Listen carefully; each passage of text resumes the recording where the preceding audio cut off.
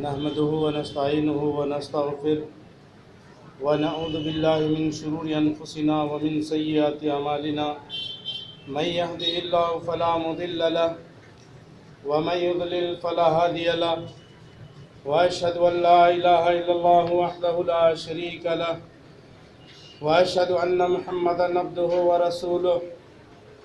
يا أيها الذين آمنوا اتقوا الله حق تقاته ولا تموتن إلا وأنتم مسلمون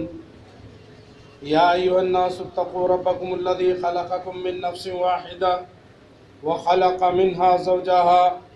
وبث منهما رجالا كثيرا ونساء واتقوا الله الذي تساءلون به والأرحام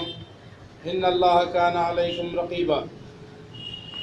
يا أيها الذين آمنوا اتقوا الله وقولوا قولا سديدا يصلح لكم أعمالكم ويغفر لكم ذنوبكم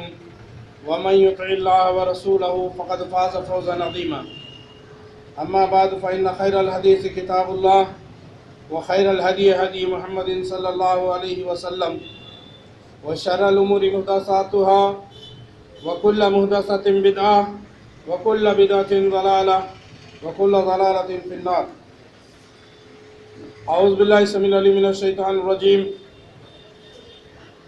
بسم اللہ الرحمن الرحیم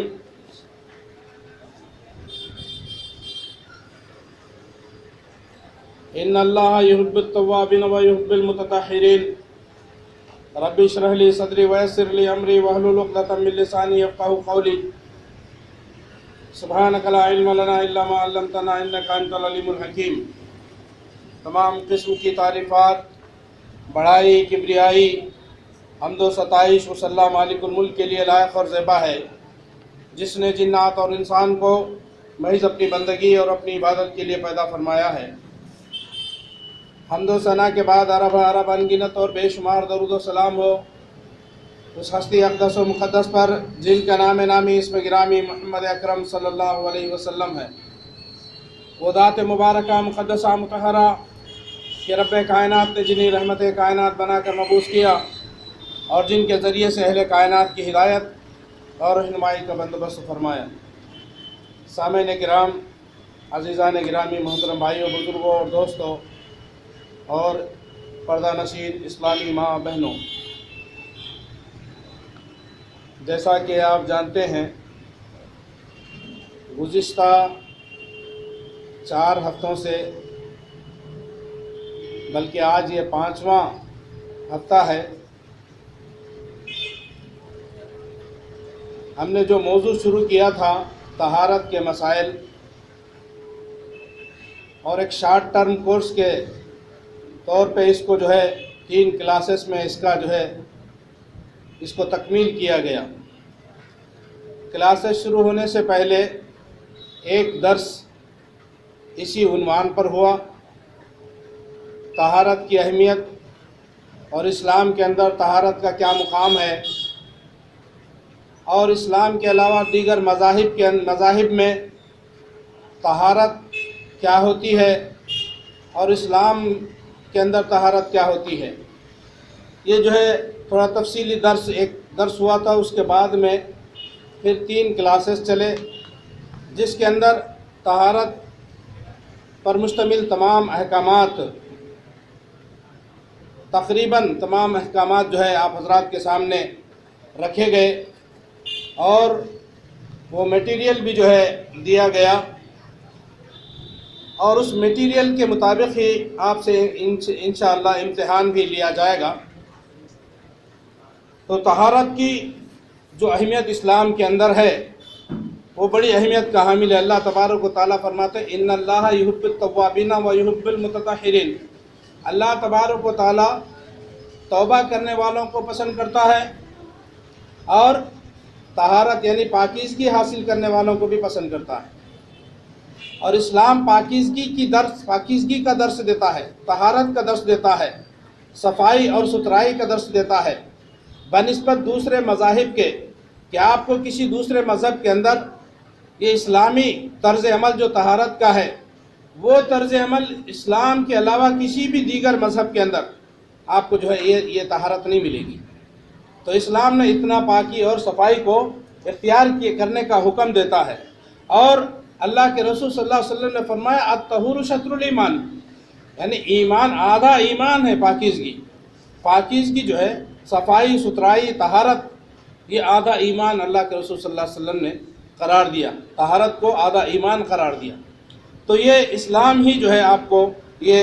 بتاتا ہے، ورنہ دوسرے مذاہب کے اندر پاکی اور صفائی کا جو ہے ذکر آپ کو نہیں ملتا۔ اللہ تبارک و تعالیٰ فرماتے ہیں ما یرید اللہ لیجعل علیکم من حرج ولکن یرید لیطہرکم ولیتم نعمتہ علیکم لعلکم تشکرون۔ اللہ تبارک و تعالیٰ تم پر زندگی تنگ کرنا نہیں چاہتا ہے، یعنی وضو کرا کے، تم سے غسل کرا کے، تم سے تیمم وغیرہ کرا کر کے، صفائی ستھرائی رکھنے کا حکم دے کے تم کو تنگ نہیں کرنا چاہتا اللہ تبارک، بلکہ تم کو پاک صاف کرنا چاہتا ہے باطنی طور پہ بھی۔ جیسا کہ میں بتایا طہارت کا جو آپ کے سامنے درس پورا تکمیل کے ساتھ آ گیا، طہارت دو قسم کی ہے، ایک باطنی ہے ایک ظاہری ہے۔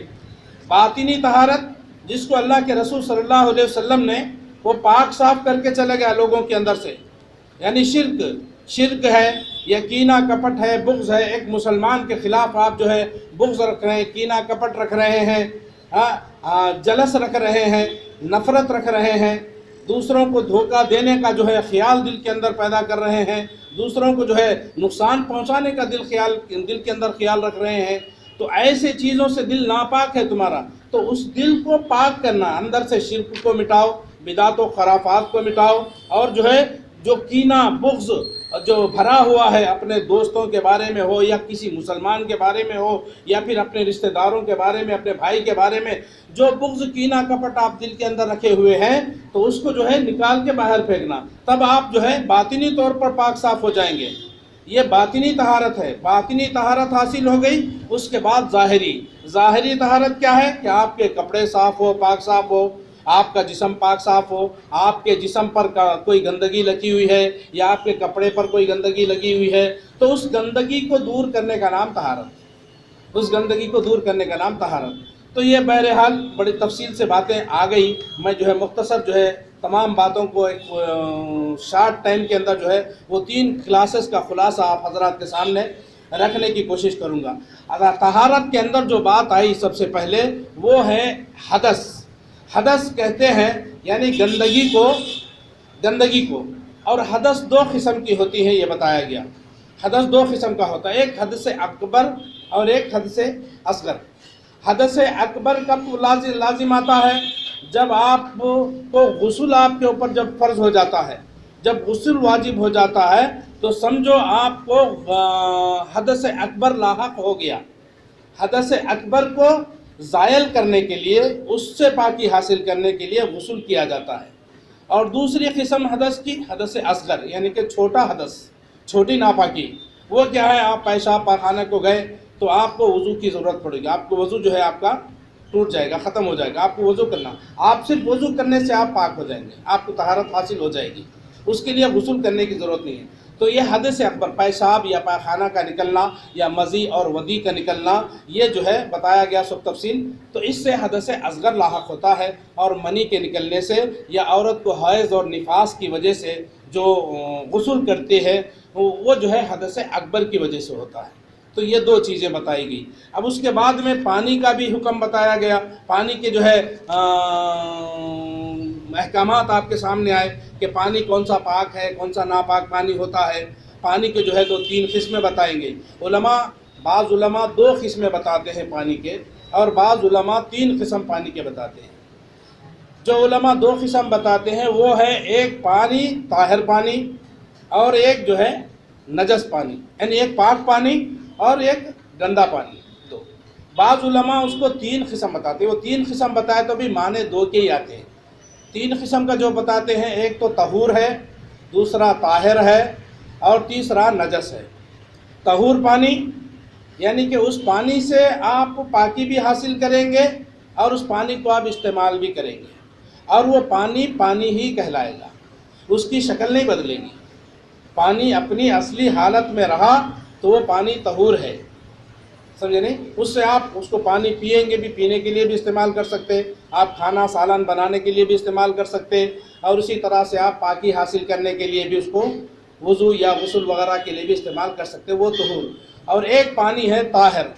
طاہر پانی کا خلاصہ جو بتائے علماء نے وہ یہ ہے کہ طاہر پانی مثال کے طور پہ پانی کے اندر کوئی جو ہے ایسی چیز گر گئی، یعنی کہ پاک چیز گر گئی پانی کے اندر، مثال کے طور پہ پانی میں آپ شکر ڈال دیے یا پانی میں نمک ڈال دیے، صرف شکر کے ڈال دینے سے پانی کا نام نہیں بدلے گا اور پانی کا رنگ وغیرہ بھی نہیں بدلے گا، سمجھے نہیں؟ لیکن اس کے اندر شکر ڈال دیے، وہ پانی آپ پی سکتے ہیں، استعمال آپ کر سکتے ہیں، لیکن اس سے وضو نہیں بنا سکتے۔ وہ پانی پاک ہے لیکن پاک نہیں کرتا، طاہر پانی جو ہے وہ ہے۔ مثال کے طور پہ شکر کے ساتھ پتی بھی ڈال دیے پانی میں، تب وہ پانی کا نام ہی بدل گیا، اب اس کو چائے بولتے، تو لہذا چائے سے کوئی غسل نہیں کرتا، کوئی وضو نہیں کرتا۔ اسی طرح سے آپ جوس بنائیں، جوس میں بھی پانی ملا دیے تو وہ پانی کی شکل ہے لیکن اس کو پانی نہیں، آپ جوس بولیں گے، وہ پانی پاک ہے، آپ استعمال کر سکتے، لیکن پاکی حاصل کرنے کے لیے جوس کو استعمال نہیں کر سکتے۔ یہ طہور اور طاہر۔ اور دوسرا نجس پانی، نجس یعنی کہ گندا پانی۔ اب گندا پانی کون سا ہے؟ جس کے اندر گندگی یا نجاست گر گئی، پانی تھوڑا ہو یا زیادہ ہو، اس کی مقدار بھی جو ہے پورا تفصیل اس کی بتائی گئی۔ یعنی پانی ایسا ہے، پانی اگر بہتا ہوا پانی ہے، اس میں نجاست گر گئی ہے تو پھر وہ پانی ناپاک نہیں ہوتا، اس پانی سے آپ طہارت حاصل کر سکتے ہیں۔ جیسا کہ ندی ہے، دریا ہے، پانی بہہ رہا ہے، بہتا ہوا پانی جو ہے وہ پاک ہوتا ہے، کیونکہ آپ کے جو نجاست گری وہ بہہ کے چلے گئی۔ پانی تھوڑا ہے، پانی کی مقدار تھوڑی ہے، اس میں گندگی گر گئی تو وہ پانی ناپاک ہو جائے گا، وہ پانی ناپاک ہو جائے گا۔ زیادہ اگر نجاست اس کے اندر گری تو جو ہے وہ پانی ناپاک ہوتا۔ یعنی کہ دو قسمیں ہیں، اچھا یہ بتا دیا میں۔ تیسرا،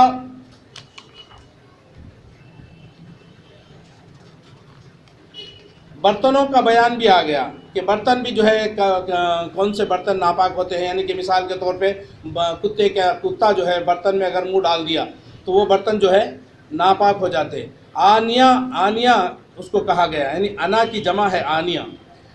یہ آنیا اس برتن کو کہتے ہیں جسے انسان کھانے پینے کے لیے اور طہارت کے وقت استعمال میں لاتا ہے، خواہ وہ لوہے کا ہو یا پیتل کا ہو یا لکڑی وغیرہ کوسا بھی میٹل کا ہو، تو اس کو آنیا کہا جاتا ہے اس برتن کو۔ اور کس قسم کے برتن استعمال میں لانا جائز ہے، جائز نہیں ہے، وہ سونا چاندی کے برتن استعمال میں نہیں لا سکتے۔ آپ سونے چاندی کے برتن میں کھانا نہیں کھا سکتے، سونے چاندی کے لوٹے میں آپ لے کر کے وضو نہیں کر سکتے، اس سے منع کیا گیا، یہ نہیں۔ مگر یہ جو دھاتیں بتائی گئی، لوہا ہے، پیتل ہے، لکڑی ہے یا اس کے علاوہ کوئی اور دھات ہے، تو اس کے بنے ہوئے برتن آپ جو ہے استعمال کر سکتے، چاہے کھانے کے لیے بھی یا بھی جو ہے طہارت حاصل کرنے کے لیے بھی یہ برتن استعمال کریں۔ اور کافروں کے برتن استعمال کرنے کا کیا حکم ہے؟ اگر برتن نجس نہیں ہے تو اس کا استعمال کرنا جائز ہے۔ اگر برتن نجس نہیں ہے، مثال کے طور پہ اگر کافر اس برتن میں کھانا کھایا ہے تو آپ اس کو دھو کر کے وہ برتن استعمال کر سکتے ہیں۔ یعنی برتن کافر کھایا لے جا کے پھینک دے رہے ہیں، ایسی بات نہیں، تو اس کا جو ہے برتن آپ دھو کر کے استعمال کر سکتے ہیں اگر برتن نجس نہیں ہے تو۔ اگر اسلام میں رواداری ہے، کیونکہ اسلام میں رواداری ہے، ساتھ ہی وہ سیدھا سادہ اور آسان مذہب ہے، اسلام جو ہے سیدھا سادہ اور آسان مذہب ہے، اور ضرورت کے وقت اس کا استعمال جو ہے جائز قرار دیتا ہے، استعمال ضرورت کے وقت۔ مثال کے طور پہ اب ایک کافر کھایا سو برتن رکھا ہوا ہے، ایک مسلمان کھایا سو برتن رکھا ہوا ہے، آپ کو ایک برتن کی ضرورت ہے تو آپ مسلمان کے برتن کو لے لیں، کافر کے برتن کو چھوڑ دیجئے۔ لیکن برتن دوسرا کوئی نہیں ہے، ایک ہی برتن ہے، کافر کھایا سو، تو وہاں پر آپ مجبور ہیں، آپ کو برتن ضروری ہے، تو اس کو دھو کر کے آپ اچھی طرح سے دھو لیجئے اور اس کو مجبوری کے وقت میں استعمال کر سکتے۔ اسی طرح سے مردہ جانور کا چمڑے کا بھی ذکر آ گیا کہ مردہ جانور کا چمڑا جو ہے وہ نجس ہے۔ مردہ جانور کا چمڑا نجس ہے، اگر اس کو دباغت دیا گیا تو وہ چمڑا پاک ہو جائے گا۔ دباغت یعنی کہ جو ہے جس کو رنگنا بولتے ہیں نا، رنگا جاتا چمڑا، مردہ ہے جانور، تو مردہ جانور کا چمڑا آپ استعمال کر سکتے ہیں، لیکن جانور کون سا ہو؟ جس کا گوشت کھانا حلال ہو۔ سمجھ میں آ رہی بات؟ جس کا گوشت کھانا حلال ہے، گائے ہے، بکرا ہے، سمجھے، اونٹ وغیرہ ہے، تو یہ جانور اگر مردار ہے تو اس کا پورا گوشت وغیرہ آپ نہیں کھا سکتے، لیکن چمڑے کو دباغت دے کے اس کو استعمال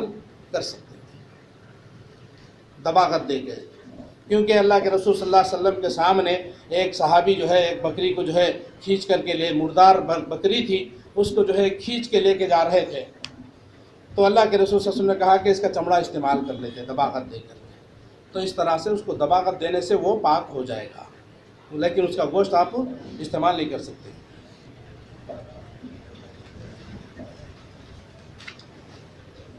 اسی طرح سمندر کے جانوروں میں سمندر کا مردار جو ہے حلال ہے۔ اب سمندر کا مردار حلال ہے کی بات حدیث میں آئی کہ جو سمندر کا مردار جو ہے وہ حلال ہے۔ مثال کے طور پہ مچھی ہے، مچھی اگر جو ہے سمندر میں مر بھی گئی ہے تو اس کو آپ کھا سکتے ہیں زندہ میں، کیونکہ زندہ بھی اگر ہے تو اس کو حلال کرنا نہیں بتایا گیا۔ جس طرح سے ہم دوسرے جانوروں کو، گائے کو، بکرے کو، مرغی وغیرہ کو جس طرح سے ذبح کرتے، مچھلی کو ایسا بسم اللہ اللہ اکبر بول کے ذبح نہیں کر سکتے، اس کو جو ہے اس کی گردن توڑ کر کے جو ہے اس کو کھایا جاتا ہے، اس کو ذبح کرنے کا حکم نہیں ہے، تو لہٰذا وہ مردار بھی آپ کھا سکتے۔ اب رہی بات کیا سمندر کا ہر جانور ہر مردار جائز ہے؟ سمندر کا ہر مردار جائز ہے، تو اس کی تشریح، اس حدیث کی تشریح علماء حق نے یہ بتائی کہ وہ جانور جو سمندر میں ہے، پانی میں رہتا ہے تو زندہ رہتا ہے، اور پانی کے باہر جب اس کو لایا جاتا ہے تو وہ مر جاتا ہے۔ بات سمجھ میں آ رہی؟ پانی کے باہر لائے، پانی کے بغیر وہ زندہ نہیں رہ سکتا، تھوڑی دیر بعد وہ مر جاتا۔ مچھی کو آپ سمندر سے نکال کے وہاں ڈالو، ذری دیر کے بعد مر جاتی ہے۔ تو اس طرح اس کو پانی کا ہونا، اس کی زندگی کے لیے پانی میں رہنا ضروری ہے۔ ایسا جانور جو پانی میں نکالنے کے بعد بھی زندہ ہے تو وہ جانور آپ کے لیے حلال نہیں۔ سمجھ میں آ رہی بات کہ نہیں آ رہی؟ جو جانور سمندر کے اندر، پانی کے اندر زندگی گزارتا ہے، پانی کے اندر رہا تو زندہ رہتا، باہر نکال دو کچھ دیر بعد مر جاتا ہو، تو وہ مچھلی کے اندر وہ صفت ہے۔ مچھلی ہے، جھینگا ہے، جو ہم جو جس طرح جو کھاتے ہیں، یہ جو ہے باہر نکالنے کے بعد مر جاتے ہیں، تو وہ جانور آپ کے لیے حلال ہے۔ جو نکالنے کے بعد بھی زندہ ہے، سمندر کے کتے بھی رہتے، بتاتے سمندر کے اندر بعض کتے بھی رہتے، سمندری کتے، تو وہ کتا آپ کے لیے حلال نہیں ہے، کیونکہ باہر نکالے تو بھی زندہ رہتا ہوں۔ مگر مچھ اگر باہر نکالے بعد اگر زندہ رہتی ہے تو نہیں کھا سکتے، وہی بول رہا ہوں، مسئلہ وہی ہے نا، اگر وہ زندہ رہ رہی پانی کے باہر بھی تو وہ جانور حلال نہیں۔ مچھی کو ذبح نہیں کر سکتے، بولا نا، ہاں مگرمچھ کا بھی بولا نا میں، یہ علماء جو بتایا اس کا جو وہ کھیکڑا پھیکڑا واٹ ایور اٹ از، سمجھے نا، کچھ بھی رہو، اگر وہ باہر نکالنے کے بعد مر جاتا ہے تو وہ آپ کھا سکتے ہیں، ہاں مگرمچھ زندہ رہتی تو پھر نہیں کھا سکتے علماء کے اس قول کے مطابق، ہاں قول کے مطابق، اللہ عالم بالصواب۔ تو یہ ایک قانون، ایک دستور بتایا گیا۔ اسی کے اوپر آتی کہ بھائی احناف جو یہ مسئلے کو لے کے بیٹھتے، ایک صاحب پاکستان میں، سعودی عرب میں ایک پاکستانی ڈاکٹر صاحب جو ہے میرے سامنے یہ مسئلہ رکھے، آپ قرآن حدیث بولتے ہیں، تو پھر حدیث میں ہے کہ سمندر کا جانور حلال ہے، تو سمندر میں ہے کہ پورے حلال ہے، صرف ہم مچھلی کو کھاتے، باقی جانوروں کو نہیں کھاتے، پھر اللہ کے نبی بولے پورا حلال ہے۔ تو اسی لیے حدیثوں کو سمجھنے کے لیے علماء کی جو ہے مدد لینا ضروری ہے، ائمہ کی مدد لینا ضروری ہے۔ امام ابو حنیفہ کے پاس جو ہے دوسرے جانور حلال نہیں ہیں، تو وہ انہوں نے بولا بھائی حدیث میں ہے جانور کے، پھر وہی علماء جو بتائے کہ وہی مسئلہ ان کو بتایا میں، اس طرح سے اگر باہر نکالنے کے بعد بھی زندہ رہتا ہے تو وہ جانور حلال نہیں ہے سمندر کا، اور نکالنے کے بعد اگر مر جاتا ہے تو وہ جانور آپ زندہ بھی کھا سکتے ہیں، مردار بھی کھا سکتے ہیں۔ چلو انشاءاللہ بات ہم جو ہے آگے بڑھنے کی کوشش کریں گے۔ پیشاب پاخانے کے آداب بھی بتائے گئے، ہاں قضا حاجت کے لیے بیت الخلاء میں داخل ہونے والی دعا بھی بتائی گئی، الحمدللہ سب کو یاد ہوگی۔ اسی طرح سے جو ہے بیت الخلاء میں جب جائیں گے تو آپ جو ہے اپنا پہلے بایاں پیر رکھیں، اور نکلتے وقت جو ہے سیدھا پیر باہر نکالیں، سمجھ لیں۔ گھر میں داخل ہو رہے ہیں تو آپ سیدھا پیر گھر میں رکھیں، پہلے بایاں پیر باہر نکالیں۔ اسی طرح سے مسجد میں جا رہے ہیں تو بھی دایاں پیر پہلے رکھیں، بایاں پیر پہلے نکالیں۔ جو دعائیں اللہ کے رسول صلی اللہ علیہ وسلم ثابت ہیں گھر میں داخل ہوتے وقت یا جو ہے مسجد میں داخل ہوتے وقت، وہ دعائیں جو ہے آپ پڑھتے رہیں۔ اور جو ہے کیا اس کاغذ کو بیت الخلاء میں لے جانا جائز ہے جس میں اللہ تعالیٰ کا ذکر ہے، جس پہ اللہ کا نام لکھا ہوا ہے؟ یا اللہ تبارک و تعالیٰ کا ذکر اس میں لکھا ہوا ہے، تو ایسا کاغذ یا ایسی کوئی چیز جو تعویذ ہو یا پلیتا ہو یا وہ کچھ بھی ہو جس پر اللہ کا نام یا اللہ کا ذکر وغیرہ لکھا ہوا ہے، تو اس کو آپ جو ہے بیت الخلاء کے اندر نہیں لے جا سکتے، اس کو جو ہے آپ رکھ دیں وہاں پر، پھر لے کر کے جائیں۔ پہلی چیز تو جو ہے اب جو ہے تعویذاں پہن کے جاتے ہیں، اب تعویذ اس کے اندر قرآن کی آیتیں بھی لکھی ہوئی ہیں، اب وہ بیت الخلاء میں بھی لے کے جا رہا، پھر رات میں بیوی سے جو ہے ہم بستری کے وقت میں بھی جو ہے وہ گلے میں پڑی ہوئی ہے، تو یہ قرآن کی بے حرمتی ہوتی، اس لحاظ سے بھی جو ہے تعویذ لٹکانا جائز نہیں ہے۔ اسی لیے اللہ کے رسول صلی اللہ علیہ وسلم نے فرمایا ہر تعویذ لٹکانا شرک ہے، جس نے تعویذ لٹکایا اس نے شرک کیا۔ وضاحت نہیں بتائی اللہ کے رسول صلی اللہ علیہ وسلم نے، صراحت نہیں بتائی کہ بھئی تم قرآن کی آیت ڈال لو، دوسرے چیزیں مت ڈالو، ایسی کچھ بھی نہیں بولے، تعویذ بولے، وہ بھی تعویذ کے طور پہ ڈال رہے ہیں آپ، تو اس طرح سے یہ لٹکانا جو ہے جائز نہیں ہے۔ اور بائیں ہاتھ سے جو ہے شرمگاہ کو پکڑنا، آپ طہارت لیتے وقت دائیں ہاتھ سے جو ہے شرمگاہ کو نہیں پکڑیں گے، اور کیا کھڑے ہو کر کے پیشاب کرنا جائز ہے؟ ابھی آج ایک بحث آئی تھی، ایک صاحب آئے تھے میرے گھر پہ، کھڑے ہو کر پیشاب کرنا جائز ہے، تو کھڑے ہو کر پیشاب کرنا جائز نہیں ہے، مگر شرط کے ساتھ جائز ہے، شرط کے ساتھ کہ اگر آپ کو کوئی مجبوری لاحق ہے، آپ بیمار ہیں، آپ بیٹھ نہیں سکتے ہیں، بیٹھنے سے آپ کو تکلیف ہو رہی ہے، لوگ جو ہے کھڑے ہو کے نماز نہیں پڑھتے، ہاں تو جو ہے بیٹھ کر کے جو ہے وہ نماز پڑھتے، تو بیٹھ نہیں سک رہے ہیں آپ وہاں پر پیشاب کے لیے، تو مجبوری ہے، تو وہاں پر جو ہے آپ کر سکتے ہیں۔ اللہ کے رسول صلی اللہ علیہ وسلم سے بخاری میں جو ہے یہ حدیث ہے کہ اللہ کے رسول صلی اللہ علیہ وسلم نے کھڑے ہو کر کے پیشاب کیا تھا، تو اس کا مطلب یہ ہرگز نہیں ہے کہ ہمیشہ جو ہے آپ کھڑے ہو کر کے جہاں پر کوڑا تھا وہاں پر کیے، اور کوڑا کرکٹ پہ بھی جو ہے پیشاب کرنے سے پرہیز کرنا، یہ بھی کیونکہ وہاں پر گندے خبیث جنات زیادہ وہاں پر ہوتے ہیں۔ تو بہرحال اللہ کے رسول صلی اللہ علیہ وسلم وہاں پہ جو کوڑا کرکٹ کے پاس کیے، اس کی کچھ وجوہات بتائی گئی، علماء نے اس کی کیا وجوہات بتائی، یا تو نبی صلی اللہ علیہ وسلم کو کوئی عذر لاحق تھا، یا پھر جو ہے وہاں پہ گندگی کوڑا کرکٹ رہنے کی وجہ سے بیٹھنا آپ جو ہے مناسب نہیں سمجھے، اس وجہ سے۔ تو آج میرے سامنے بحث آئی کہ اب حدیث کے اندر جو ہے 4 جگہ بخاری میں ہے کہ کھڑے ہو کر کے پیشاب کیے تھے اللہ کے رسول صلی اللہ علیہ وسلم، تو جو ہے پھر اس حدیث کو لے لیں گے تو پھر آپ کھڑے ہو کر کے ہی پیشاب کرو۔ اب وہ بات ہے، تو میں بولا بھائی کھڑے ہو کر کے پیشاب کرو کا مطلب اللہ کے رسول صلی اللہ علیہ وسلم کے اعمال کے اندر کچھ اعمال ایسے ہیں کبھی کبھار اتفاقاً 1 مرتبہ کیا ہو یا 1-2 مرتبہ کیا ہو، ہمیشہ کا جو معمول ہے آپ اس کو لیں گے۔ بیٹھ کر کے پیشاب کرنے والی روایتیں بھی ہیں، تو بیٹھ کر کے پیشاب ہی کرنا ہے، آپ کو کھڑے ہو کر کے پیشاب کرو بول کے مائک میں نہیں بول رہے ہیں، کوئی عالم آپ کو یہ نہیں بول رہا کہ میں بیٹھ کے پیشاب نہیں کرنا، اللہ کے نبی کھڑے کے کرے لہذا تم کھڑے کے پیشاب کرو۔ اللہ کے نبی صلی اللہ علیہ وسلم جوتے پہن کر کے نماز پڑھے، تو یا کوئی بول رہا آپ کو کہ بھئی جوتے پہن کے نماز پڑھو، وہ موقع محل تھا، آپ پڑھ سکتے ہیں۔ اگر کوئی پڑھ رہا ہے جوتا پہن کر کے نماز تو اس کی نماز ہو جائے گی، شرط بشرطے کہ جوتے کے اندر گندگی لگی ہوئی نہ ہو تو نماز پڑھ سکتے۔ تو اب ہم جو ہے حدیث کو نہیں لینے کے طرح کے بہانے لوگ نکال کے لاتے ہیں، یہ ہیں آپ وہ ہیں، اس طرح سے بہرحال بحث ہوئی ہے، وہ میں یہاں پر اب بیان کرنا مناسب نہیں سمجھتا ہوں۔ اور طہارت کے اندر جو ہے پانی کے علاوہ مٹی کے ڈیلے سے بھی جو ہے آپ جو ہے طہارت حاصل کر سکتے ہیں، مٹی کے ڈھیلوں سے بھی اگر پانی نہیں ملا تو، لیکن پانی سے طہارت لینا یہ افضل ہے، اور پانی اور ڈھیلوں سے دونوں سے لینا یہ اور بھی افضل ہے۔ آپ پہلے ڈھیلوں سے صفائی کر لیے، ہاں، اس کے بعد میں پھر پانی سے جو ہے آپ طہارت حاصل کریں تو یہ اولا اور افضل ہے، بہترین چیز ہے، ٹھیک ہے۔ اب اس کے بعد میں وضو کا بیان، وضو کے بیان میں وضو کے کیا معنی ہیں؟ وضو کے معنی کیا ہے؟ صفائی اور ستھرائی کو حاصل کرنا، صفائی پاکی طہارت حاصل کرنا، نماز کے لیے، خصوصاً نماز کے لیے وضو کا ہونا لازم اور ضروری ہے، کیونکہ وضو کے بغیر نماز نہیں ہوتی، سمجھے نہیں؟ وضو جو ہے یہ لازم اور ضروری چیز ہے، اور وضو کا شریعت کے اعتبار سے جو ہے معنی کیا ہے کہ نماز کے لیے اللہ کی عبادت کرنے آپ جا رہے ہیں، اللہ کے سامنے کھڑے ہونے جا رہے ہیں، تو لہٰذا تم اپنے باطن کو بھی پاک کرو اور اپنے ظاہر کو بھی، اپنے کپڑوں کو، اپنے جسم کو بھی پاک صاف کر کے اللہ کے سامنے جا کر کے ٹھہرو۔ اور اس کے بعد وضو کی شرطیں کیا ہے؟ وضو کس پر جو ہے ضروری ہے؟ تو وہ ہے اس کے لیے کچھ شرطیں ہیں، 4 شرطیں یہاں پر بتائی گئی پہلی شرط یہ ہے کہ بچے کی عمر 7 سال کی ہو، کم از کم 7 سال کا بچہ ہو، تو وہ بچہ جب نماز پڑھنے جا رہا تو اس کو وضو کرائیے۔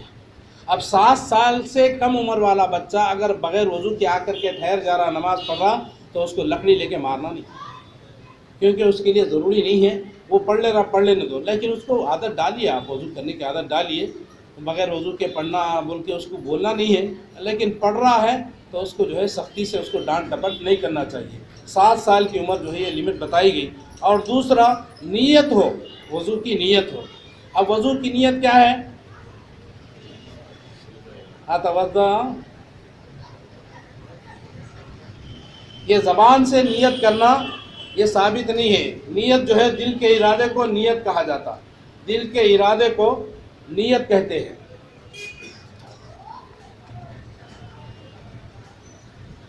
کچھ دعا پڑھی جاتی وہ مجھے یاد نہیں آ رہی، ہو جب حنفی تھے تو ہم بھی پڑھتے تھے، اللہ باللہ۔ زبان سے نیت کرنا اللہ کے رسول صلی اللہ علیہ وسلم سے صرف 2 مقامات پر ثابت ہے۔ نویت ان توضا، نویت ان توضا، اتوضا کچھ ہے بہرحال، نویت ان توضا یہ بھی ہے، اتوضا بول کے بھی ہے۔ اور غسل کی نیت کرتے، نویت ان اغتسل من غسل الجنابتی، نویت ان اغتسل من غسل الجمعتی، نویت ان اغتسل من غسل الشادی، پتہ نہیں طرح طرح سے جو ہے ہر ایک کے لیے ایک ایک نئی نئی دعا بنا کر کے لوگوں کو پڑھائی جاتی، بھلی شادی کی غسل کر رہا ہوں۔ ہاں، تو اس طرح سے زبان سے نیت اللہ کے رسول صلی اللہ علیہ وسلم سے صرف 2 مقامات پر ثابت ہے، اور وہ 2 مقامات ہیں، ایک حج کے موقع پہ اللہ کے رسول صلی اللہ علیہ وسلم نے جو ہے زبان سے نیت دہرائی، فرمایا اللہم لبیک حجن، اے اللہ میں حج کے لیے حاضر ہوں۔ دوسرا، عمرے کے لیے اللہ کے رسول صلی اللہ علیہ وسلم جب احرام باندھا تو اللہ کے رسول صلی اللہ علیہ وسلم نے فرمایا اللہم لبیک عمرتن، تو عمرے کے لیے میں نے یہ اللہ میں عمرے کے لیے حاضر ہوں۔ یہ زبان سے یہ 2 مقامات پہ اللہ کے رسول صلی اللہ علیہ وسلم نے یہ الفاظ جو ہے نکالے، ورنہ نہ نماز کے لیے آپ نے زبان سے نیت کی، نہ روزے کے لیے، نہ حج کے لیے، نہ زکوٰۃ کے لیے، نہ کسی بھی عمل کے لیے۔ ان 2 مقامات کے علاوہ کہیں پر بھی اللہ کے رسول صلی اللہ علیہ وسلم سے زبان سے نیت کرنا ثابت نہیں ہے۔ اور پانی، آپ جس پانی سے وضو کر رہے ہیں وہ پانی کا پاک ہونا شرطوں میں سے ہے، شرط، کنڈیشن پاک ہونا، اگر ناپاک ہے تو آپ اس سے وضو نہیں کر سکتے۔ اور وضو کرنے سے پہلے ہاتھوں کو کوئی ایسی چیز لگی ہوئی ہے جس کی وجہ سے پانی آپ کے جو ہے جس چمڑے تک نہیں جاتا ہے، جلد تک پانی نہیں پہنچتا ہے، تو وہ اس چیز کا زائل کرنا ضروری ہے۔ مثال کے طور پہ عورتیں ہیں، آٹا گوندتی ہیں، آٹا گوندتے گوندتے انگلیوں کو آٹا لگا ہوا ہے، اب وہ آٹا پورا صاف نہیں کرے انگلی سے، جا کر کے وضو بنائی تو اس کا وضو نہیں ہوتا۔ پہلے اس آٹے کو زائل کرو، نکالو پوری طرح۔ اسی طرح سے پینٹ لگا ہوا ہے، پینٹ کر رہے ہیں آپ، پینٹ لگ گیا تو وہ پینٹ کو بھی زائل کرنا۔ اب نیل پینٹ بھی لگاتے، ہمارے خواتین نیل پینٹ بھی لگاتے، وہ نیل پینٹ سے بھی جو ہے ناخن کو پانی پہنچتا نہیں پہنچتا، لہٰذا آپ پہلے اس کو کھکرو، پہلے تو لگاؤ مت، کیوں، کیا کرنا ہے؟ ہاں جی، رنگ انگوٹھی، اگر رنگ انگوٹھی اتنی ٹائٹ ہے اس کے اندر پانی نہیں پہنچ رہا ہے، اتنی ٹائٹ ہے کہ اس کے اندر پانی داخل نہیں ہو سکتا ہے، تو وہ رنگ انگوٹھی بھی نکال کر کے وضو کرنا چاہیے۔ لیکن ذرا تھوڑی سی لوز ہے اور اس میں پانی اگر داخل ہو جاتا ہے تو پھر حرج کی بات نہیں ہے، بہتر ہے نکال کر کے وضو کریں۔ یہ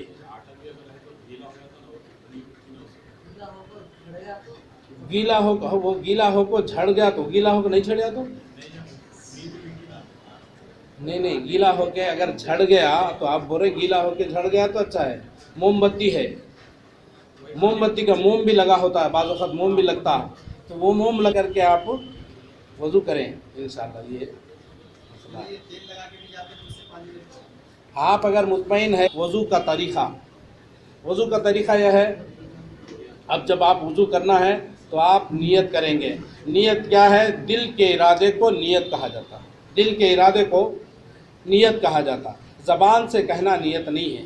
دل کے ارادے کو نیت کرتی۔ آپ جو ہے جا رہے ہیں پانی کے پاس، نماز کا وقت ہوا، آپ نے نماز پڑھنے کا ارادہ کیا، اور پھر نماز سے پہلے وضو کرنا ضروری ہے۔ اور آپ جا کر کے اپنے ہاتھوں کو اپنے چہرے کو دھو رہے ہیں تو کیا سمجھ کے دھو رہے ہیں؟ میں نماز کے لیے وضو بنا رہی ہوں، میں نماز کے لیے وضو بنا رہا ہوں،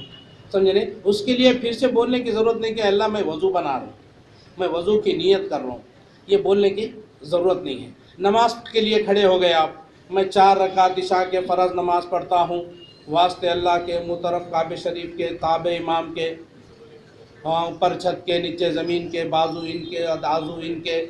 پتہ نہیں کیا کیا ملا کر کے جو ہے لوگ جو ہے اس کو بتاتے ہیں۔ تو یہ ساری چیزیں دیکھیں نیت پہ ہے، انما الاعمال بالنیات، اعمال کا دار و مدار نیتوں پہ ہے۔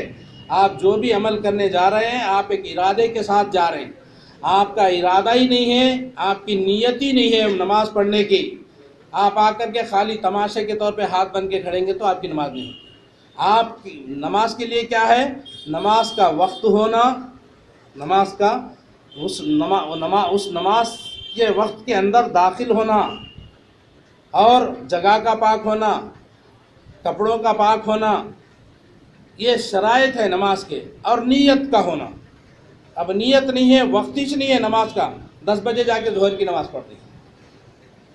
ذرا نہیں سفر میں پڑھ لے سکتے اردو نہیں، نماز کے لیے وقت کا ہونا ضروری ہے، سمجھے نہیں؟ اسی طرح سے نیت کے معنی دل کے ارادے کے ہیں، آپ کا ارادہ ہے آپ وضو کرنے جا رہے ہیں تو آپ جو ہے وہیں پر آپ کی نیت ہوگی، اس کے لیے زبان سے صرف بسم اللہ کہنا اللہ کے رسول صلی اللہ علیہ وسلم سے ثابت ہے، اللہ کے رسول صلی اللہ علیہ وسلم سے بسم اللہ۔ اب ہر عضو کے وقت میں ایک ایک دعا سکھائی گئی، ہمارے بعض مسلمان علماء جو ہے ہر عضو وضو کے اندر جو اعضاء دھوئے جاتے ہیں، یعنی ہاتھ دھوتے وقت ایک دعا، پھر کلی کرتے وقت ایک دعا، ناک میں پانی چڑھاتے وقت ایک دعا، اور اسی طرح سے جو ہے چہرہ دھوتے وقت ایک دعا، ہاتھ دھوتے وقت ایک دعا، اور پیراں دھوتے وقت ایک دعا۔ یہ ساری دعائیں جو ہے یہ میڈ ان انڈیا ہے، یہ لوگ یہاں پر بنائے تو ہے، یہ جو ہے نبی کریم صلی اللہ علیہ وسلم سے ثابت نہیں ہے، صرف بسم اللہ کہنا ثابت ہے صحیح حدیثوں سے۔ آپ بسم اللہ کہیں گے پورا وضو کریں گے۔ آپ پورا وضو کس طرح سے کریں گے؟ پہلے آپ اپنے ہاتھوں کو کہنیوں تک دھوئیں گے، اپنے ہاتھوں کو دھوئیں گے 3 مرتبہ، اور اس کے بعد میں جو ہے آپ کلی کریں گے، ناک میں پانی چڑھائیں گے۔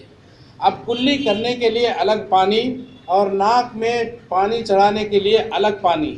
یہ لیا جاتا ہے، یعنی کلی کے لیے الگ چلو میں پانی لیتے ہیں اور ناک میں پانی چڑھانے کے لیے الگ پانی لیتے ہیں۔ تو یہ حدیث ضعیف، محدثین نے اس حدیث کو ضعیف کہا ہے۔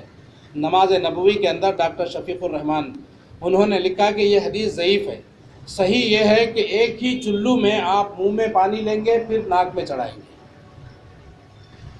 یہ حدیث صحیح ہے کہ منہ میں پانی لیں گے اور ناک میں چڑھائیں گے دونوں،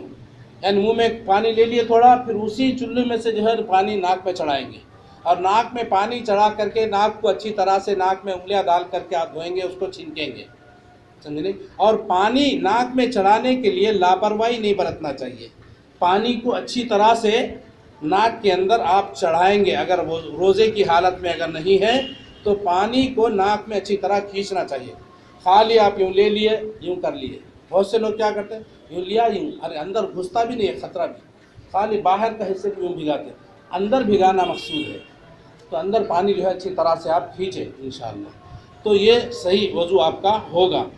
اب پانی کلی کر لیے، ناک میں پانی چڑھا لیے، اس کے بعد آپ چہرے کو دھوئیں گے، آپ اپنے چہرے کو پیشانی کے بالوں سے لے کر کے نیچے جو ہے یہ گدی تک، پھر اس کے بعد ایک کان کی لو سے دوسرے کان کی لو تک یہ پورا چہرہ آپ جو ہے دھوئیں گے 3 مرتبہ، اور جو بھی عمل آپ وضو کے اندر کر رہے ہیں سب 3 مرتبہ، یہ سنت سے ثابت ہے، سنت 3 مرتبہ ہے، ورنہ 1 مرتبہ کرنا بھی فرض ہے، 1 مرتبہ اگر آپ کر لیں گے تو آپ کا وضو ہو جائے گا، لیکن اللہ کے رسول صلی اللہ علیہ وسلم کی سنت 3 مرتبہ ہے، اور نبی سے 1 مرتبہ اور 2 مرتبہ بھی ثابت ہے۔ پانی کی قلت ہے،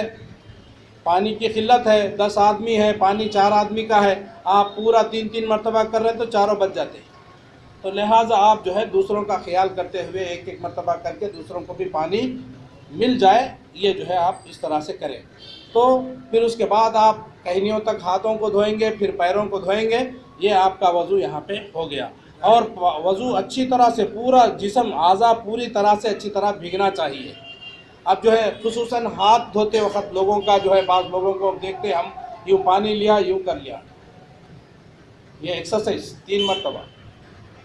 اب یہ پانی وہ کہاں پہ گیا نہیں معلوم، اس کے پورا ہاتھ سکچ ہے، سمجھا وضو ہو گیا؟ نہیں، اس کو لے کے آپ اچھی طرح سے ہاتھ کو ایسا پھیریے،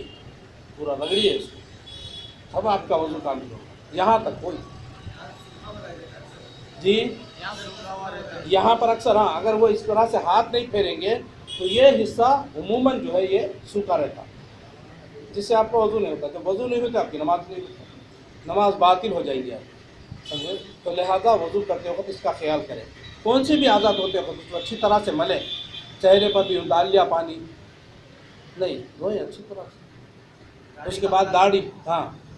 داڑھی ہے تو داڑھی کا خلال کریں، داڑھی اگر گھنی ہے خصوصاً تو آپ انگلیاں ڈال کر کے اس کا خلال کریں، یہ نبی کی سنتوں میں سے ہے، خلال کرنا چاہیے، اور انگلیوں کا بھی خلال کرنا، انگلیوں کا خلال مطلب اس طرح سے آپ انگلیوں میں انگلیاں اس طرح سے ڈال کر کے، اور پیر کے انگلیوں میں، خصوصاً پیر کے انگلیوں میں گیپ نہیں رہتا زیادہ، جو زیادہ جڑی ہوئی رہتی ہوں، تو لہٰذا پیر کے انگلیوں میں خصوصاً جو ہے آپ خلال کریں، سمجھے نہیں؟ چھوٹی انگلی سے آپ جو ہے اس کا خلال کریں تاکہ پانی وہاں پر بھی پہنچ جائے اور وہ حصہ بھی بھیگ جائے، یہ اس کے بعد جو ہے آپ وضو کے بعد والی جو دعائیں ثابت ہیں، اشہد ان لا الہ الا اللہ وحدہ لا شریک لہ، وہ دعائیں جو بھی ہیں وہ دعائیں آپ پڑھ لیں تو انشاءاللہ اس کو جو ہے اس پر آپ کو اجر و ثواب بڑا ملنے والا ہے، اور آپ کا وضو بھی جو ہے وہ کامل ہو جائے گا۔ اور نماز وضو کے اندر واجبات کیا ہیں؟ چہرے کا دھونا واجب ہے، چہرے کا دھونا واجب بول تو کمپلسری، ضروری واجب، اگر وہ چھوٹ گیا تو آپ کا وضو ہوتا ہی نہیں۔ اور چہرے میں جو ہے آپ یہ کلی کرنا، ناک میں پانی چڑھانا، یہ اور جو ہے پھر وہ کیا کرتے ہیں، سر کا مسح کے اندر کان کا مسح بھی آ جاتا، جب سر کا مسح کر رہے ہیں تو سر کا مسح جب کہا گیا تو کان کا مسح بھی آتا، کان کے مسح کے لیے الگ پانی نہیں لیں گے آپ، سمجھے؟ تو بہرحال چہرے کا دھونا، اور جو ہے کہنیوں تک ہاتھ دھونا، کہنیوں تک ہاتھ دھونا یہ بھی جو ہے واجبات میں سے ہے، اور سر اور کانوں کا مسح کرنا یہ بھی واجب ہے، کیونکہ یہ قرآن میں آیا،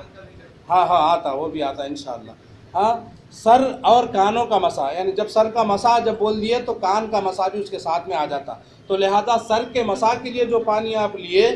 اسی پانی سے آپ کان کا مسح بھی کریں گے، اس انگلی سے، شہادت کی انگلی سے اندر کا حصہ کریں گے، اور یہ جو آپ کے انگوٹے ہیں یہ باہر کا حصہ صاف کریں گے، ٹھیک ہے؟ اب اس کے بعد میں بعض لوگ جو ہے گردن کا مسح کرتے ہیں، گردن کا مسح صحیح حدیث سے ثابت نہیں ہے،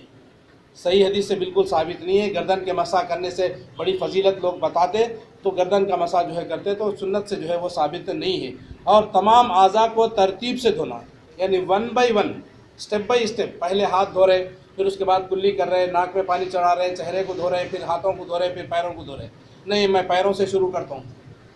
میں پہلے پیروں کو دھوتا ہوں، پھر اس کے بعد جو ہے میں چہرے کو دھوتا ہوں، پھر اس کے بعد ہاتھوں کو دھوتا ہوں، بعد میں لاسٹ میں کلی کرتا ہوں، تو نہیں چلتا، ترتیب سے دھونا، کیونکہ اللہ کے رسول صلی اللہ علیہ وسلم نے ترتیب سے دھوئی۔ اور پے در پہ دھونا، وضو میں جو بھی اعضاء ہے پے در پہ، یعنی 1 بائی 1، جب دھوتے جاؤ، نہیں تھوڑا بھائی ہاتھ دھو لیے، پھر جا کے ذرا بات کر کے آئے کس سے کی، پھر اس کے بعد ذرا کلی کر لیے، ناک میں پانی چڑھا لیے، پھر جا کے تھوڑا ٹی وی دیکھ لے کے آ گئے، پھر اس کے بعد جو ہے چہرہ دھو رہے، تو نہیں، یہ مذاق ہوتا، اس طرح سے ذرا بھی ٹائم نہیں دینا، وضو ایک عضو سوکھنے سے پہلے دوسرا عضو دھو لیا جائے، سمجھ میں آ رہا؟ بھائی کچھ زیادہ بول ہو گیا، فون آیا تو بھی آپ فون کو بات مت کیجیے، آپ وضو کو کنٹینیو کرو انشاءاللہ،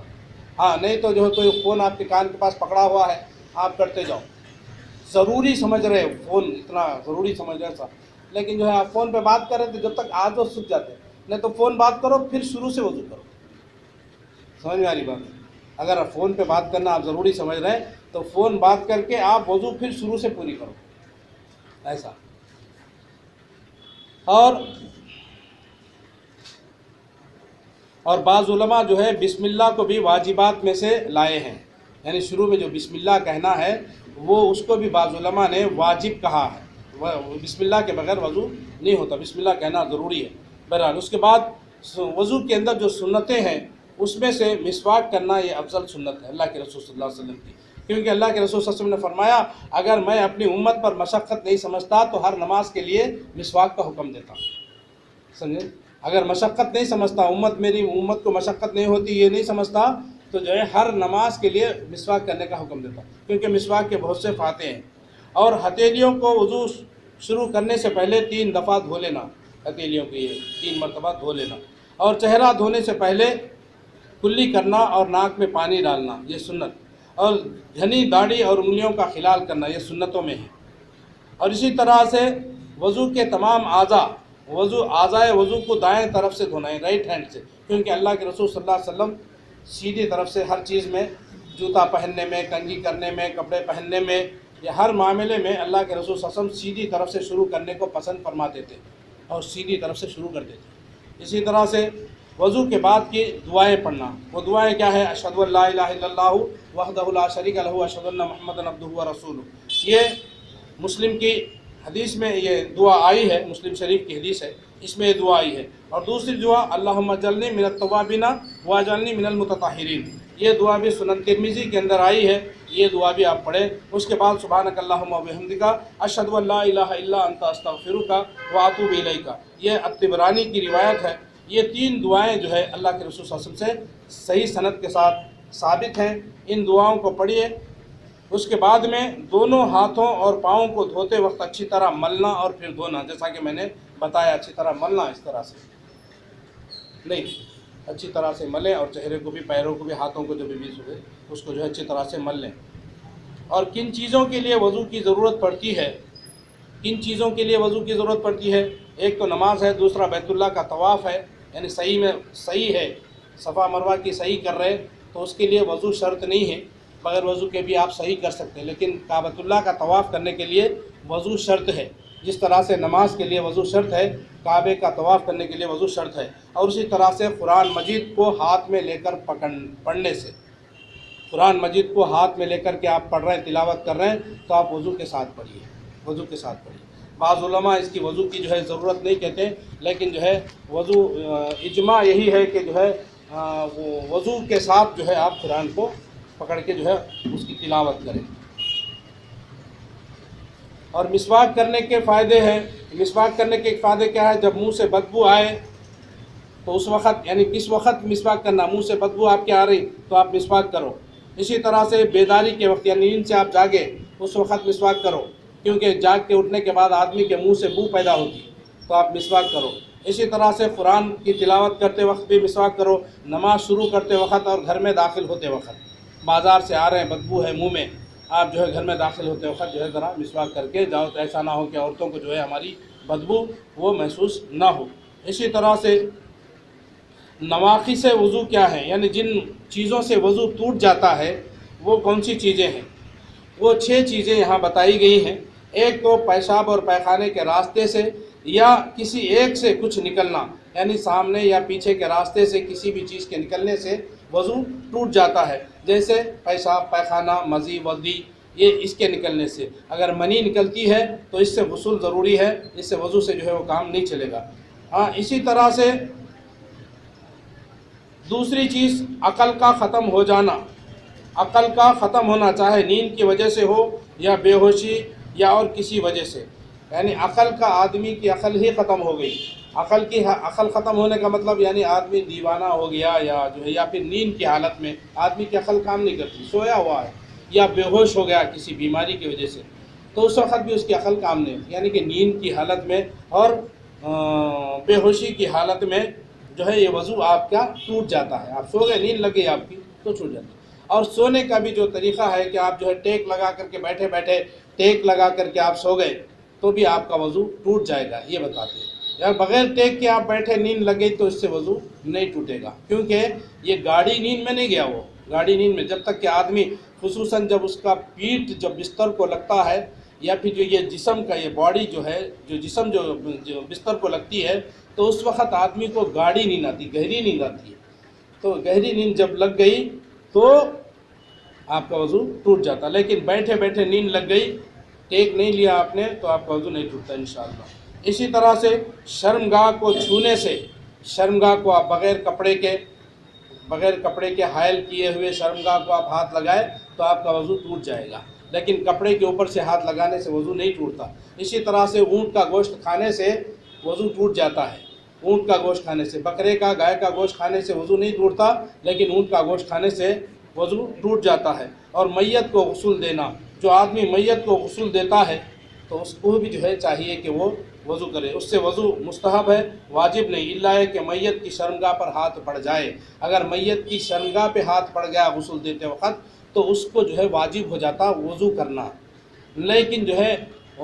شرمگاہ پہ ہاتھ تو نہیں پڑا لیکن اس کے بعد میں وضو کر لینا یہ مستحب ہے، بہتر ہے وہ وضو کر لے۔ اسی طرح سے مرتد ہو گیا آدمی، اسلام سے پھر گیا، تو پھر اسلام کے اندر اگر جب آیا تو اس کو غسل کرنا چاہیے، اور غسل میں وضو بھی آ جاتا۔ تو اس طرح سے یہ ہے۔ اس کے بعد میں وضو کرتے وقت مندرجہ کاموں کا جو ہے افعال سر انجام دینا خلاف سنت ہے، یعنی وضو کے دوران میں جو کام کیے جاتے ہیں وہ نہیں کرنا چاہیے۔ وہ کون سے کام ہیں؟ سب سے پہلی چیز گردن کا مسح، گردن کا مسح، کیونکہ اللہ کے رسول صلی اللہ علیہ وسلم سے یہ ثابت نہیں ہے۔ اور دوسرا اچھے طریقے سے وضو نہیں کرنا اور پانی کا جلد تک نہ پہنچنا، اچھے طریقے سے وضو نہیں کرے، جلدی جلدی کر دے رہے ہیں تو نہیں، اسی طرح سے جو ہے سکون سے اچھی طرح سے وضو کریں۔ اور بسم اللہ کلی اور ناک میں پانی چڑھانے میں سستی کرنا، بسم اللہ نہیں بول رہے ہیں آپ اور پانی چڑھانے میں، ناک میں پانی چڑھانے میں سستی، جیسا کہ میں بولا نا یوں چڑھا دیا نہیں، اچھی طرح سے اندر کھینچنا،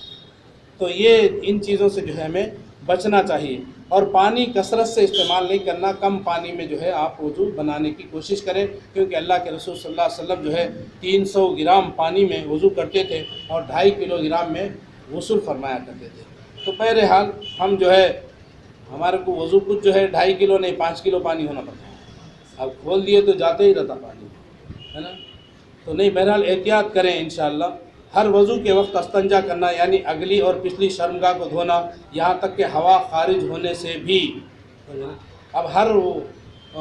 وضو کے وقت، ہر نماز آئے لوگ اندر پہلے لوٹا پکڑ لے کے باتھ روم میں جاتے ہیں، یہ ایک عادت بعض لوگوں کی پڑ جاتی ہے، تو یہ عادت نہیں ڈالنا چاہیے۔ حقیقت میں اگر آپ کو جو ہے ضرورت محسوس ہو رہی تو آپ جانا ضروری ہے، چاہے جماعت کھڑے کے ہو، آپ وہ ضرورت سے فارغ ہو کے جائیں گے۔ کھانا بھی ریڈی ہے، رکھا ہوا ہے، دستر لگا ہوا ہے،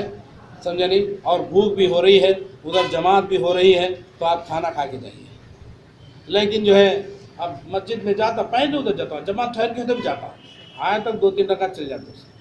وہ ہر نماز کے لیے جو ہے اس کو جانا ضروری جو سمجھتے ہیں، ایسا نہیں سمجھنا چاہیے۔ بہرحال یہ کچھ نواقص وضو اور وضو میں جو غلط چیزیں کیے جاتے ہیں وہ بھی جو ہے بتایا گیا۔ اور مسح کرنا، یعنی کہ آپ جو ہے موزوں پہ مسح کرنا، یعنی ساکس کے اوپر، آپ ساکس کے اوپر وضو کر سکتے ہیں۔ ساکس کے اوپر وضو کب کر سکتے ہیں؟ جب آپ وہ ساکس وضو کی حالت میں پہنے ہیں تو اس کو جو ہے آپ مقامی کے لیے، یعنی جو آدمی اپنے شہر میں رہ رہا اس کے لیے 1 دن تک جو ہے وہ مسح جائز ہے، مسح کرنا جائز ہے۔ 1 دن مثال کے طور پہ فجر کے بعد میں اس نے جو ہے فجر سے پہلے اس نے موزے پہنے ہیں وضو کی حالت میں، تو اگلے روز فجر تک جو ہے اس کو وہ موزوں پہ مسح کر سکتا، بشرطے کہ موزے نہ اتارے۔ اگر اتارا تو پھر جو ہے پیر دھونا ضروری ہے۔ اسی طرح سے آپ کو زخم لگا ہوا ہے، پٹی وغیرہ لگی ہوئی ہے، تو پٹی کو کھول کر کے آپ نہیں دھوئیں گے بلکہ پٹی کے اوپر مسح کر دیں گے۔ اور پٹی کے لیے کوئی مدت معین مقرر نہیں ہے، پٹی جب تک آپ پٹی بندھی ہوئی ہے، زخم آپ کا ہے، اس وقت تک جو ہے آپ مسح کر سکتے ہیں۔ لیکن موزوں کے لیے 1 دن، مقامی کے لیے، اور مسافر کے لیے 3 دن۔ مسافر 3 دن تک جو ہے وہ موزوں پر مسح کر سکتا ہے، بشرطے کہ وہ موزوں کو اتارے نہ۔ جی، مسح کی وضو کے بعد سے، وضو کے بعد آپ پہن لیے وضو، ہاں ہاں ہاں، 1 دن کا ذکر آیا، 1 دن بولے تو مطلب 4 فجر سے لے کے 24 گھنٹے اس طرح سے۔ بہرحال یا پھر جو ہے آپ سمجھیے کہ عشاء تک اس کو چلائیے، فجر سے 1 دن بولے تو 1 دن، کیونکہ پھر فجر بول تو دوسرے دن میں داخل ہوتا۔ اللہ عالم بالصواب، اگر کوئی چیز غلط بھی اگر بول دیا تو تو آپ علماء سے رجوع ہوں، اور انشاءاللہ جو صحیح حدیث آپ کو مل جائے اسی کو لے لینا، کبھی میری بات پہ جو ہے اس کو ضروری اور یہ صحیح ہے بول کے جو ہے اس پر عمل نہیں کرنا۔ کہیں آپ کو میرے بات میں اگر شک آ گیا اور آپ کے علم میں صحیح حدیث ہے تو صحیح حدیث کو ہی آپ جو ہے لے لیں، اسی کے مطابق عمل کریں۔ تو بہرحال ایک دن کا ذکر حدیث میں آیا تو وہ ایک دن جو ہے، اب 24 گھنٹے کو اگر ایک دن مانتے ہیں تو 24 گھنٹے تک وہ چلے گا، یعنی ایک فجر سے دوسرے فجر تک نہیں۔ آپ کو جو ہے پھر رات بدل گئی، دوسرا دن آ رہا ہے تو پھر جو ہے آپ اس دن کی نمازیں آپ جو ہے اس ایک دن کی نمازیں آپ کو پڑھیں۔ بہرحال اللہ